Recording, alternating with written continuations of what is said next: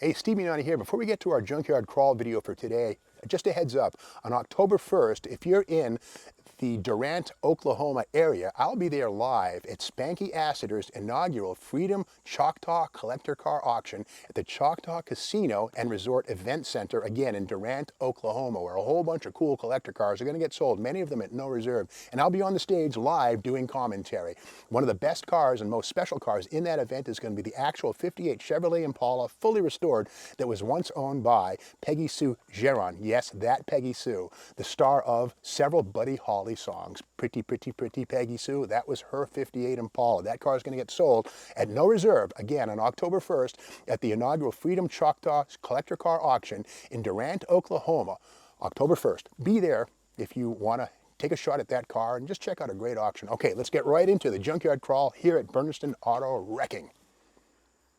Hey, Steve Mignani here at Bernardston Auto Wrecking in Bernardston, Massachusetts for another installment of the Hubcap game. Ordinarily wander around looking at cars doing junkyard crawl, but every once in a while it's fun to just do the Hubcap game. So here it is, episode 12. And if you want to see more of these, there's actually a playlist for Hubcap crawl or Hubcap game episodes. So there's like, 11 of them, going on 12 right now. So let's get started. Check out the inside of this glamorous studio filled with special surprises. Where's Vanna White when you need her? Okay, this is interesting. Ford, definitely Ford Falcon Hubcap, stainless steel, and this would have been seen on the base Falcon 1960, 61, 62. Very clean, a one-piece stamping, very simple, very functional, just like the Falcon itself. It was kind of the Model T reborn.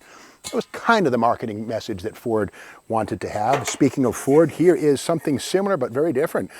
Base hubcap off like about a 61 or 2 Ford pickup truck. But again, unlike the Falcon, this is made of steel. And yeah, it's rusting away. You got to wonder how many pennies Ford saved by using steel instead of stainless on the pickup truck hubcaps versus the automotive stainless ones. But here it is, but it's correct. The red indentations here are correct.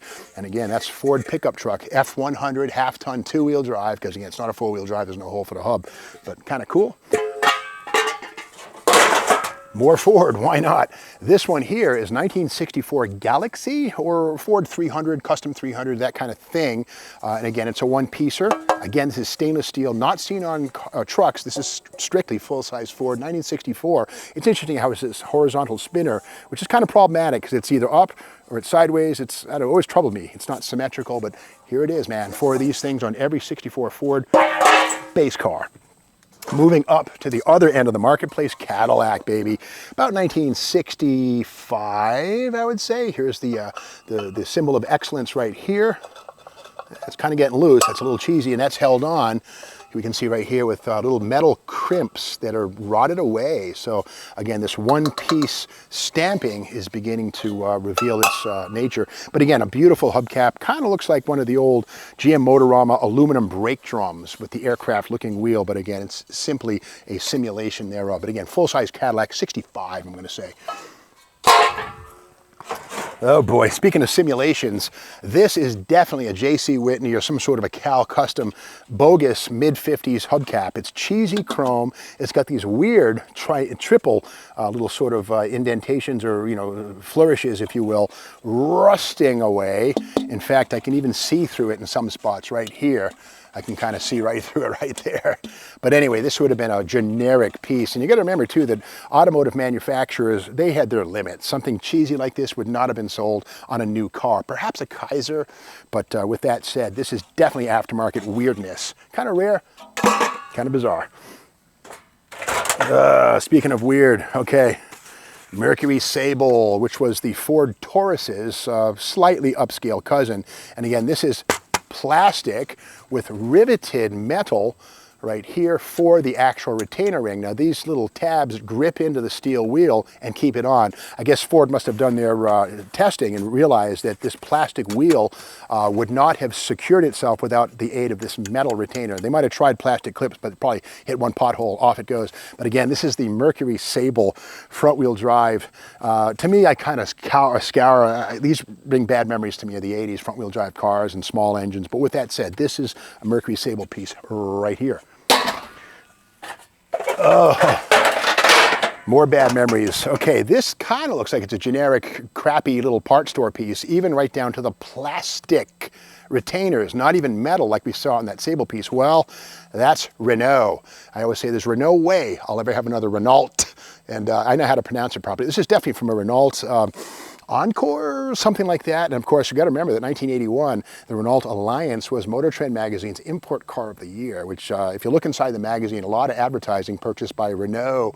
You got to wonder if that was paid for. Anyway, but this is definitely Renault stuff, and maybe somebody cares about this. It's a one-piece plastic wheel cover. Again, it's perfect for the 80s, the simulation of the 1980s. Not an aluminum wheel by any stretch. It's even kind of flexible, kind of weird. Okay, back to some better times. This here it is. Okay, this is going to be Chevy Caprice. I would say 1968 Chevy Caprice, probably. Perhaps Impala, but again, it reminds me of a full-size Chevrolet 1968. One-piece device with an adhered on or glued on Chevrolet aluminum crest, faded out, but otherwise in pretty good shape. I like the blacked out center here, and these are kind of cool. Looks like a Chevelle wheel cover, but again, full-size Chevrolet, probably Caprice, perhaps Bel Air Impala. Okay, this is kind of cool. Ford Fairlane. Fairlane 500, I guess, probably a sports coupe right here with the spinner, the faux spinner, top of the line wheel cover, 1963, I want to say. Die-cast spinner with the lucite transparent blue behind it. Again, mostly stainless, but the retainer ring being made of steel with these Phillips head or sheet metal screws, that's beginning to react and oxidize, but the rest of it's looking pretty darn good, right down to the die-cast spinner. Not much in the way of caulking on that. This is in pretty good shape, but again, 1963 Ford Fairlane 500 sports coupe, almost surely right there. Ah, okay, this is kind of cool.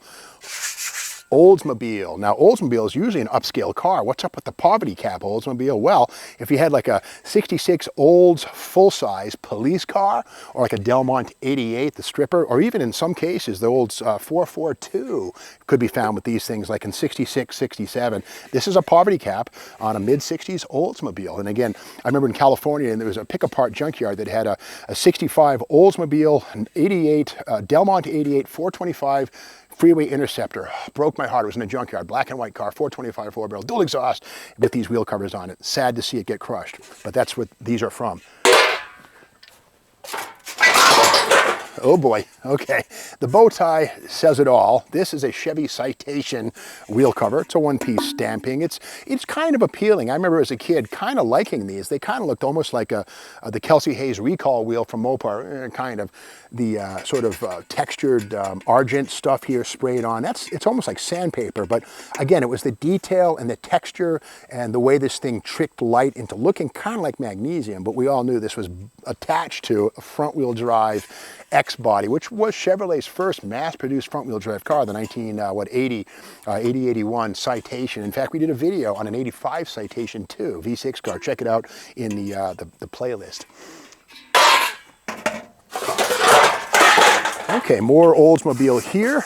This is like probably 68 Olds Cutlass and perhaps full-size cars, but again, this is a 14, so I want to say this is almost certainly an Olds Cutlass, like a Cutlass Salon, four-door, something like that. One piece, or I kind of like that little, start a little steel band, that's cool.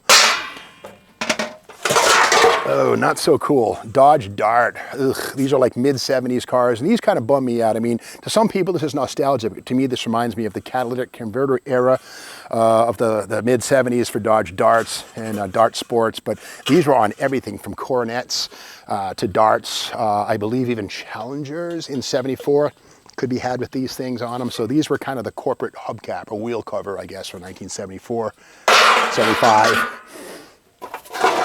Okay, this is kind of interesting. Another Ford hubcap. This one, to me, looks like 68 Ford Econoline half-ton van. Again, it's steel, and it kind of has that galaxy thing going on, which one of our viewers said it looks kind of like an angry frog coming at you. I get that, sort of like a little squashed frog. But again, this is steel, and you got to wonder how many pennies, again, Ford saved by doing these in steel, which rusts, and painting them versus stainless steel. So I'm not sure what's going on with this. But we have time for one more. Let's make it a doozy. What do we got in here? Oh, okay, this is kind of neat. The Chevy Nova, or Chevy 2, you choose, 13 inches. This is from a 62 or 3 Chevy Nova. It's in great shape. This is probably either new old stock or saw duty on the back of the car. There's no grease in here from the dust cap on the front wheel, the drum brake. But again, the Chevy Nova, or Chevy 2, would have worn caps like this. Says Chevy right on it right there. Not Chevrolet. And there was a time when Chevrolet, actually I believe it was like 8-10 years ago, they made employees pay $1. It was sort of like a little fine. The word was, we're not Chevy, we're Chevrolet. Well, here's Chevy saying Chevy in its own wheel cover right here. So this is your precedent right there for when you go to court with that lawsuit, getting your $1 back.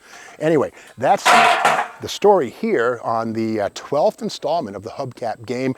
As we can see, there's lots more to come in this glamorous studio, just filled with amazing prizes. Lots more to go. I would say we probably have another 10 or 20 episodes, maybe even more. So we'll bring those to you. But until then, we'll be back tomorrow with another Junkyard Crawl here on the Steve Maggs YouTube channel. And be sure to subscribe, ring the bell, tell your friends, all that kind of stuff. And we'll see you tomorrow.